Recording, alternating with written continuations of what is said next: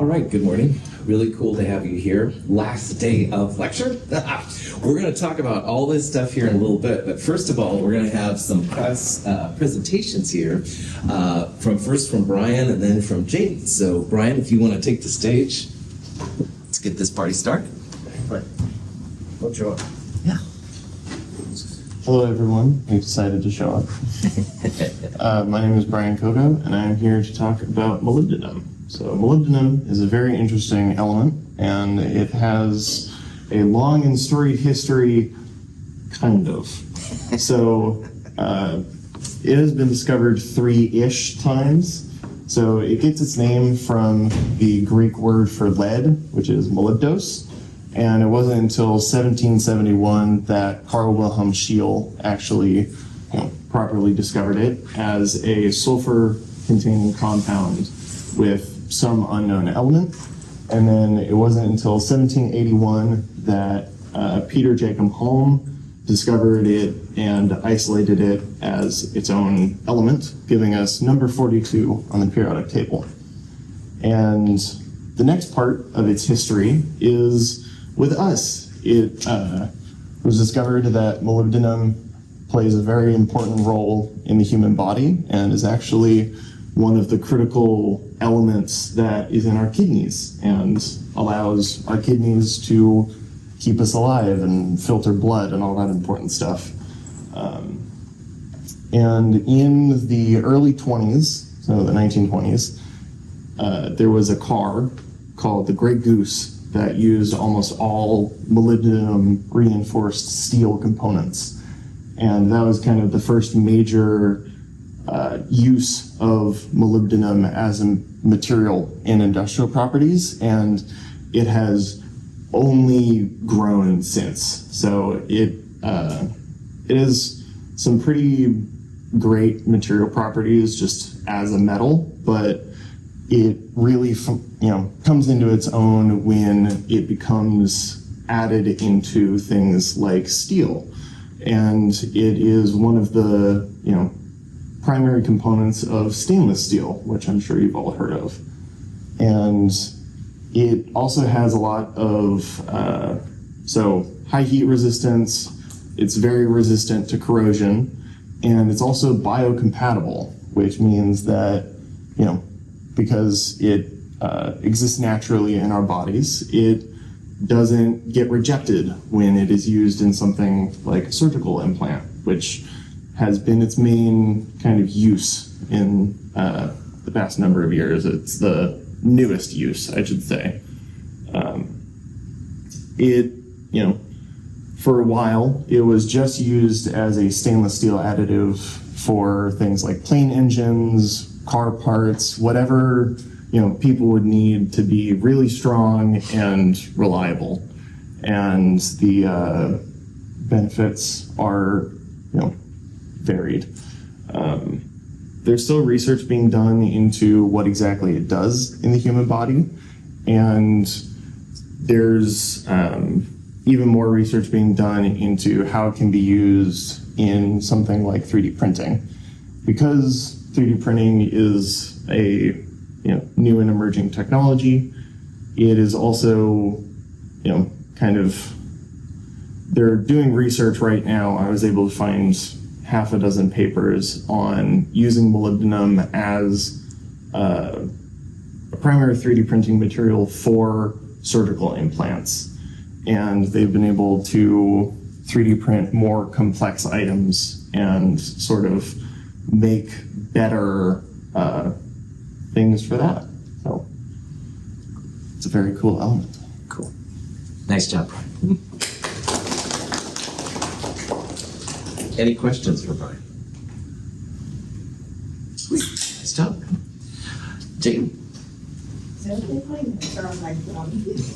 It's not making right. That's fine. What would we do without our phones? I understand. So.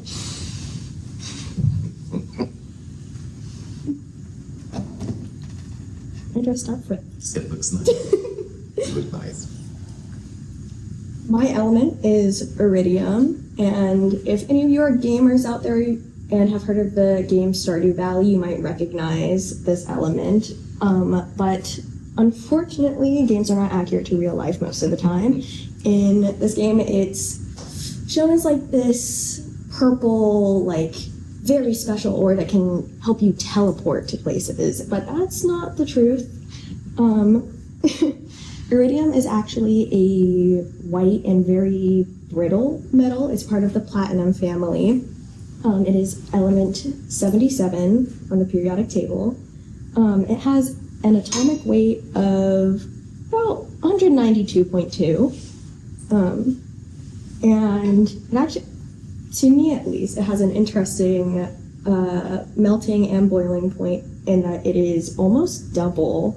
The melting point is 2,719 kelvins, but the boiling point is 4,700-ish kelvins. So yeah, almost double. And this high heat resistance is actually very useful in some of the applications of iridium. Iridium has been used in aerospace technology before, but also with it being a pretty brittle metal, iridium is very difficult to use on its own. Pretty much every use of iridium is in some sort of alloy, which is normally with platinum, which makes sense, but a lot of the sources I could find, it was 9 times out of 10, a platinum 90%, iridium 10%. And this was used in things like pacemakers, which is pretty cool. You wouldn't expect that, but things like pacemakers and also spark plugs in cars are very common with iridium, is because this alloy has a very, very high resistance to corrosion, which is due to the iridium, but it's difficult to work with, so the platinum is added in there so that it gets both of those benefits of being easy to use and still doesn't erode over time. And so it's normally used in wires for things like pacemakers, cochlear implants, spark plugs for your car, which I think in my research, almost every modern car today uses iridium spark plugs. But iridium is a very expensive material. I double-checked this today, and iridium today goes for about $160 per gram, which is a crazy high amount. And this is due to the fact that it is a very rare material. I think it's in the top 9 least abundant elements on Earth, and that is because it is not really naturally found on Earth. It is most commonly found in meteors. This is really interesting because we've all kind of heard of the meteor that killed the dinosaurs, and we can actually look at the layers of the Earth during that time, and you can find a very thin band of iridium right where that is. It's like, oh, that's some pretty big evidence that a meteor hit during that time. Iridium was discovered around, or at least named, in 1803, and I like this history. It was very fun looking into it because there was actually kind of 2 people that were looking into it at the same time, but the discovery of it is mostly attributed to Smithson-Tennant, because a lot of the other people who were looking into it at the time, like this group of French researchers, what they found is when you took platinum and you dissolved it with a mixture called aqua regia, which is a mixture of a couple different acids, it left behind this dark residue, and pretty much everyone looked at that and went, that's graphite. That has to be graphite.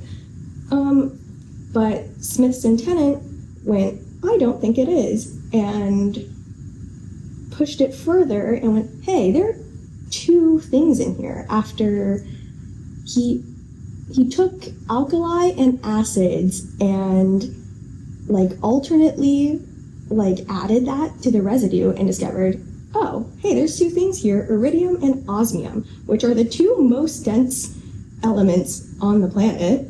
It's crazy. But I thought that was really interesting that there was like all these people that were like, hey, there's something here. but it's not important, right? And then this one guy went, hey, I think it actually is. And it led to us finding this thing that is like so beneficial in like medical devices. My last kind of tidbit here is something that I actually thought was really important when you consider iridium is there's been a lot of research recently, like in the past couple years, of if iridium could be beneficial to treating cancer. Because one of the big issues with cancers like non-small cell lung cancer, which is one of the most dangerous cancers today, is drug resistance. And there's been studies into, hey, can iridium treat that drug resistance and make it so that's no longer a problem? And there was a study done that I found with using mice with tumors, where they gave them an iridium injection, and it nearly completely destroyed the tumors with no other damage to the major organs. So there's some potential there. Cool. Nice job, Jade. Well done. Any questions for Jade? Well, iridium is cool, and I like all the uses you had, but you actually left out the most important one, which was that it was in the first Avengers movie. Say it, but I didn't know. Don't worry about it. It's still stupid, so don't worry about it. I actually loved looking into that because I was like, that they actually kind of got a use very accurate there. It's used as a stabilizer. You did a great job, man. So well done, both of you. Very, very cool. All right. Last day of lecture. Woohoo! Let's talk about what's happening for the rest of the term, because boy, we are close now, and just hang on a little bit longer. Today's the last day of official Chem 221, so thank you all for all your hard work. Next week, I will probably only see you on Wednesday morning. Wednesday morning at 8:45 in this room. That's the only time we're going to meet next week. And there are 3 things that you'll do and do while you're here on Wednesday. First of all, the net ionics lab that we did on Monday, you'll turn that in then to me. Also, you'll turn in the lab final. Now, Sunday by 8 p.m., you'll receive an email from me, and if you don't, you email me back, because I should get it to you by 8. It'll have a link to the lab final, and your goal is just to print it off and complete it. The lab final has 6 questions over the different labs we've done this quarter. I'm hoping it's not a big deal, all right? If you paid attention to the labs and stuff, you should have no problem.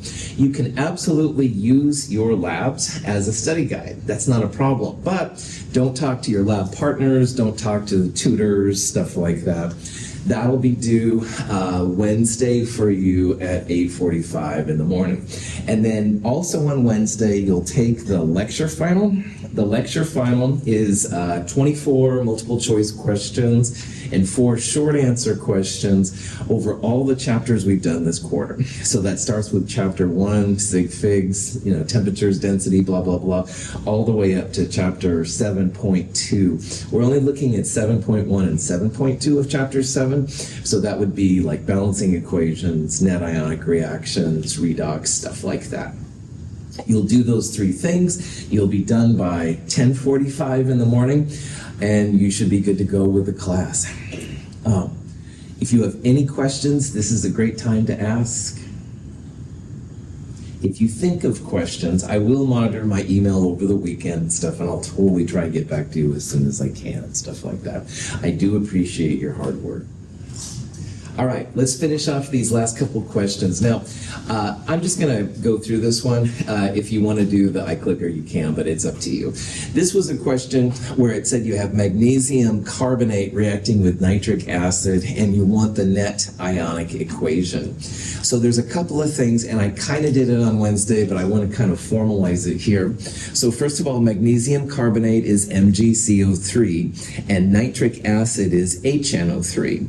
So this is one of these double displacement reactions where the cations are shifting places with each other. So magnesium is going to push H out, and H is going to push magnesium out. Now the charges on the reactant side equal the charges on the product side. So magnesium was positive 2 with carbonate, and it certainly is going to be positive 2 when it dances with nitric. Nitrate's -1, so you need 2 -1s to balance the +2 magnesium. Carbonate is also -2 and H is +1, so initially you're going to need 2 H pluses to balance the carbonate out, H2CO3. And before you leave this part, you've got to make sure you put a big 2 right there to make sure you've got enough H's and enough nitrates, all that kind of jazz. Once you have all that, the next thing is to look at states of matter. Remember that anything with nitrate, anything with sodium, potassium, lithium, ammonium, those are all AQ all the time.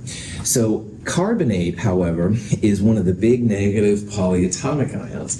And most of those, like hydroxides and carbonates, oxalates, most of those will make insoluble compounds unless they're with sodium, potassium, lithium. So magnesium carbonate, in this case, is a solid unless we hear otherwise. And so you put an S there. But the nitrates, like I said, will be aqueous. This one is a little enigmatic until you remember that you want to be on the lookout for H2CO3 as a product. This is carbonic acid. It's an unstable acid. It breaks down quickly into water and CO2. So the very best way to write the balanced molecular equation would be right there. All right, you'd have CO2 and water as products because this thing breaks down quickly into that. This is a gas-forming reaction. Then to take out the spectators, nitrate is in an aqueous part on both of them. So nitrate will be a spectator ion. Excuse me. You don't break up the solids, you don't break up the liquids, you don't break up the gases. So if you remove the nitrates from both sides, you end up then with 2H plus left over. And on the product side, you'd have magnesium 2 plus. Any questions on that problem? Okay, so knowing all of that then, let's look at this question because this is similar and yet slightly different. In this question, we have, let me make sure I say the right names. We have potassium hydroxide reacting with iron 2 chloride.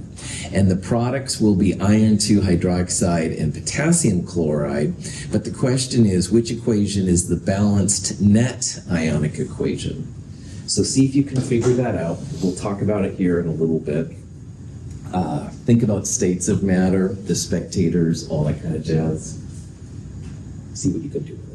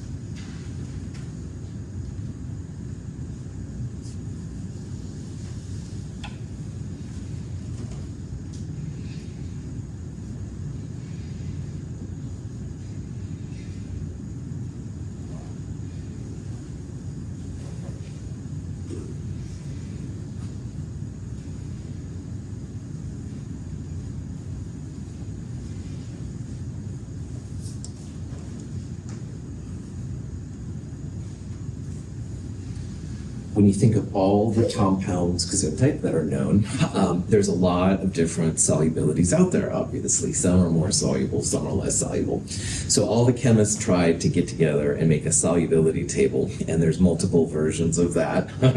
But we have our solubility table, which is a smaller group, but even that has a lot of information on it. So what I've tried to do up here on the chalkboard is kind of give you a cheat sheet, all right? The ones that we'll see a lot. And again, anytime you've got sodium, potassium, lithium, ammonium, nitrate, acetate, there's a couple other ones, but those are always going to be water soluble, all right? Always. So Ryan makes blah, blah, blah, acetate. I have no idea what he's talking about. At least the acetate then would be enough for me to know it's probably going to be water soluble. Chloride, bromide, and iodide are usually soluble unless they're with lead 2+, silver plus, and mercury 2+. So these you put an S next to, they would be insoluble, but basically everything else it's going to be AQ.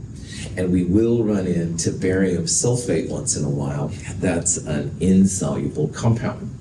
So in this problem, potassium hydroxide, potassium is +1, hydroxide is -1. So they come together perfectly as KOH. And we're reacting it here with iron 2 chloride. Chloride is -1. The iron 2 means +2. So you're going to need 2 -1s to balance the +2 iron. And then on the product side, again, the positive parts will shift. K plus is going to start dancing with Cl minus. That'll make KCl. And iron 2 plus is going to start dancing with hydroxide, which is -1. So the other product here will be FeOH2. You need 2 -1s to balance the +2 iron. Any questions on this part? Cool. Now, balancing it out, 2 hydroxide on the product side, only 1 right here. Let's put a big 2 by KOH, and you can see there's 2 CLs and now 2 Ks as well. We'll put a 2 by KCl to make that balanced out. And now if you figured it out, everything would be good to go. Okay, solubility is the next thing. Anything with K, aqueous. So KCl and KOH automatically going to be water soluble, which is nice. Now, chloride is usually AQ unless it's with lead, silver, or mercury. Iron is not lead, silver, or mercury, so we'll put an AQ by that one. So the only one here you wouldn't be too sure about would be the FeOH2. But usually hydroxides and the big negative polyatomics, usually unless they're with sodium, potassium, lithium, ammonium, etc., usually they are insoluble. So if you look this one up, FeOH2 is insoluble. All right, most of the hydroxides, phosphates, sulfides, oxalates, these kind of things, most of them are insoluble. So this reaction right here, which is conveniently answer A, that's the balanced molecular reaction, what the chemicals look like. You would expect to see a solid when this happens. Any questions on that? Okay, now spectators are going to be ions that are on both sides in aqueous species. One way to do this is you could break apart all the positives and negatives. So you break this into K plus and OH minus. This would be iron 2 plus and 2 Cl minus. This on the product side would be 2K plus and 2 Cl minus. But again, don't break up the solids, liquids, and gases, so you'd leave that alone. If you do that, you'll see that there's 2K plus on the product side and 2K plus on the reactant side. And if it's on both sides of the reaction, that means it's a spectator. So one of our reactions here, one of our spectators will be K plus. The other one you're going to see, you're going to have 2 Cl minuses on the product side, and you'll also have 2 Cl minuses on the reactant side. So in this reaction, both K plus and Cl minus are spectators. And in the net ionic reaction, you don't want to show either of those. K plus is always out of net ionic reactions, as well as all of these up here. Cl once in a while is in net ionics if it's with these guys, but I'm kind of off target here. So anyway, when you pull those out, you're still going to have 2 hydroxides. You're still going to have the iron 2 plus, and you will definitely have the FeOH2 solid because you don't break that up. Answer C is the net ionic reaction. And again, the advantage of this as a chemist is that, oh man, the stockroom's out of potassium hydroxide. Darn it! Well, no problem. If you know that hydroxide is the important part here, then you could add, for example, sodium hydroxide instead. So instead of K plus being a spectator, you'd have Na plus. That's fine. You'd still have the same reaction. That action of the reaction would continue. As a chemist, this is a cool thing. Questions? Okay. Now, everything that we've looked at so far has been a double displacement reaction. The metals or cations are trading places with each other, or the anions are trading places with each other. And all of those reactions, the precipitation reaction, the acid-base reaction, and the gas-forming reactions, all of those are just involving atoms being transferred, okay? And why that's important is that this problem here is another kind of problem. And in these kind of problems, electrons will be transferred. So this problem is an example, well, I'm going to give it away. Answer E is not right. This problem is an example of a redox reaction where electrons are being transferred. So think about this problem, see if you can find the answer. I'm going to put a couple of notes up here on the board. We'll talk about it in a little bit.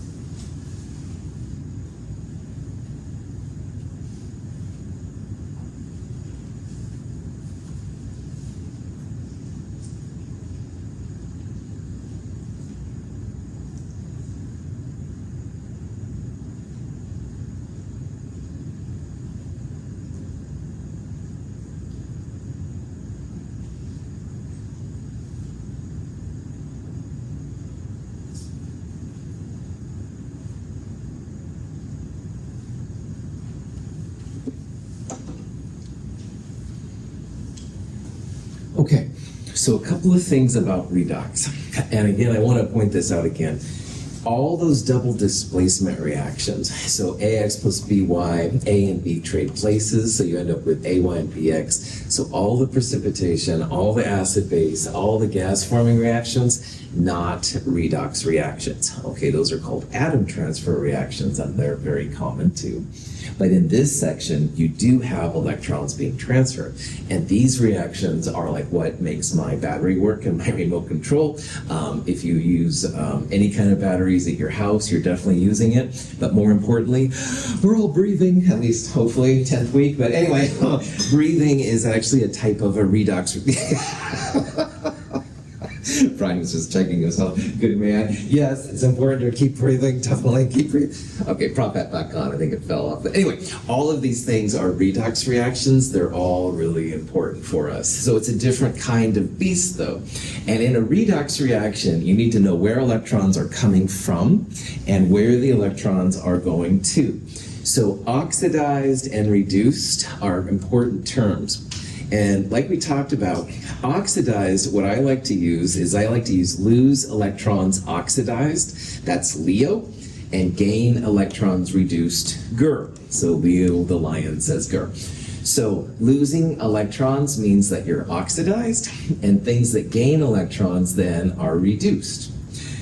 Unfortunately, or fortunately, depending on how you think about it, these processes are so important in society that there's also reducing agents and oxidizing agents.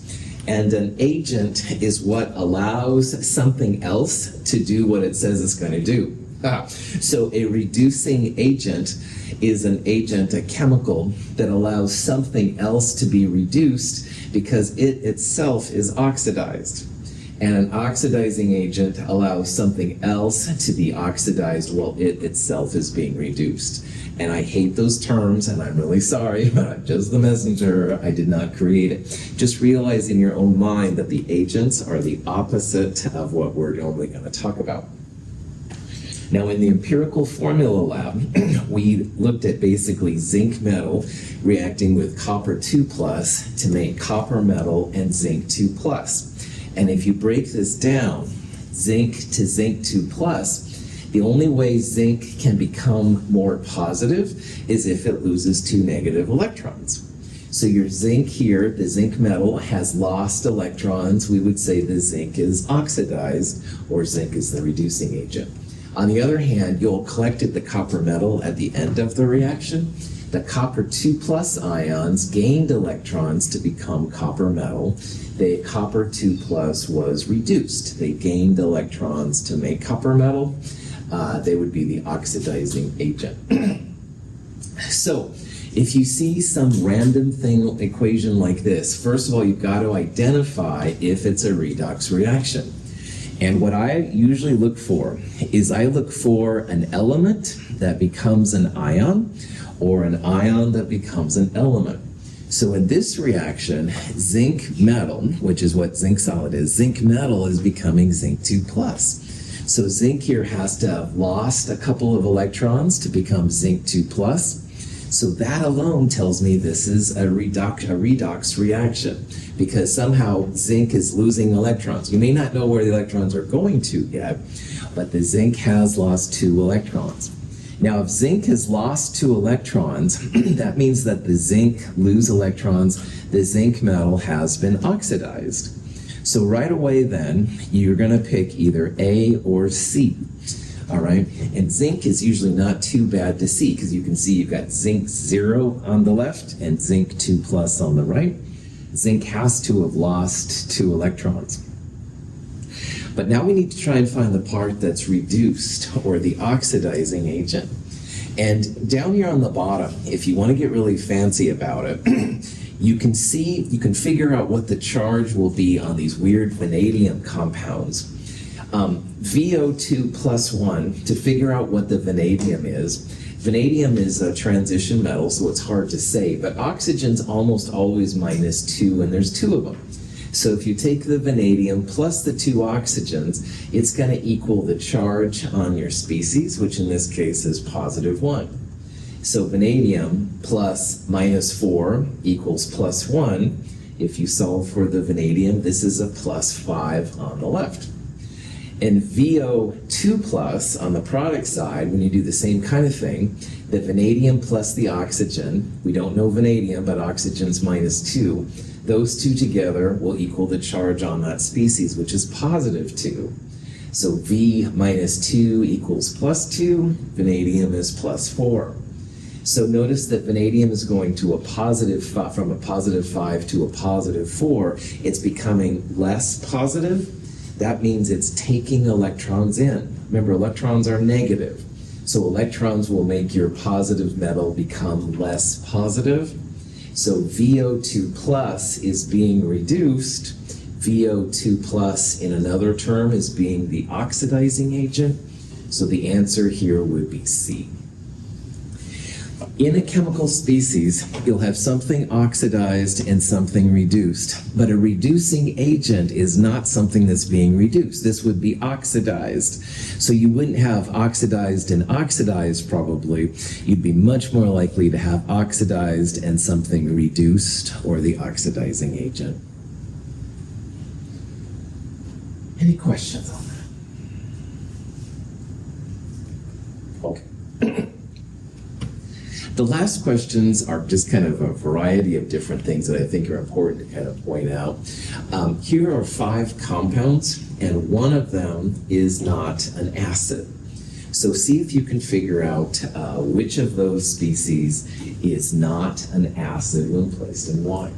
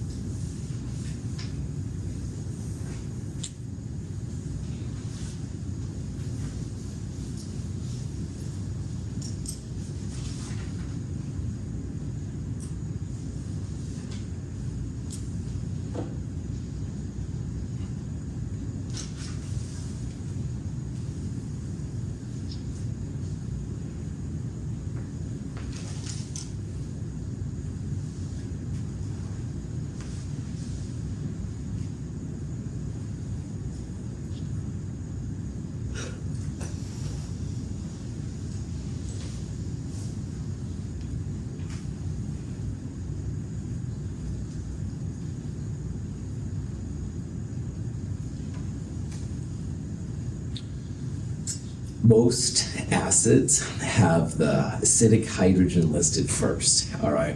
So HClO4 is definitely an acid, HCl is an acid, and H3PO4 is an acid. Because normally, if you don't have an acidic hydrogen, it's listed later on.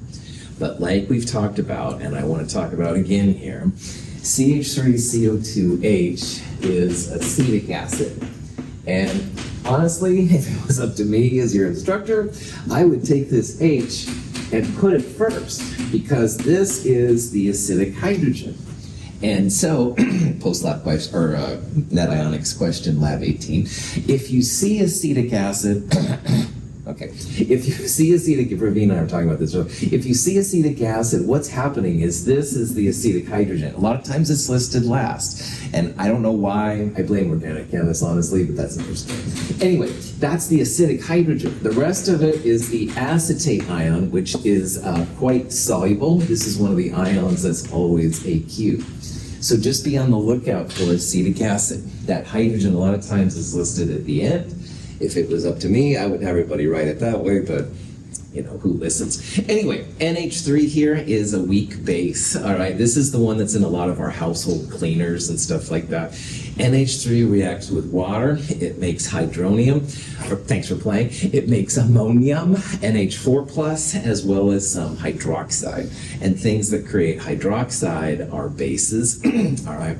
This is what I mostly just wanted to talk about. Crazy acetic acid almost always is listed that way.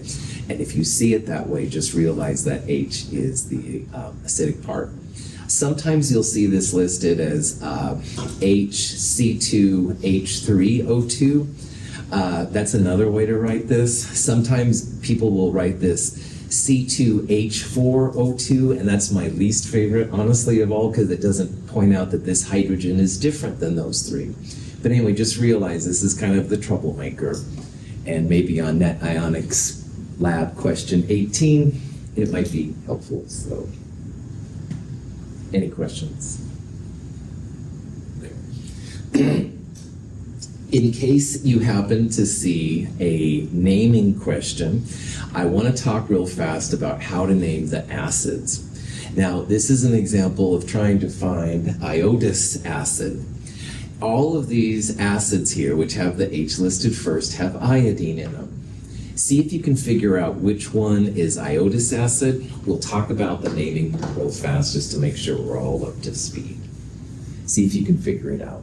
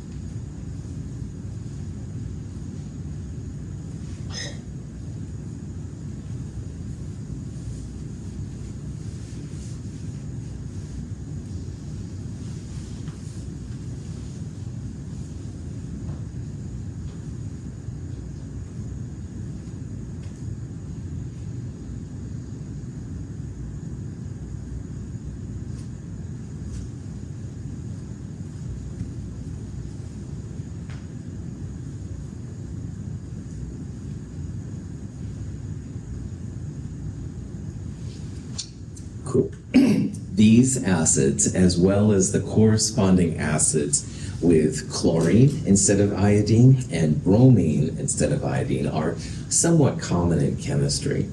So the most common version of the polyatomics with iodine and oxygen is iodate. All right, the ATE is the most common one.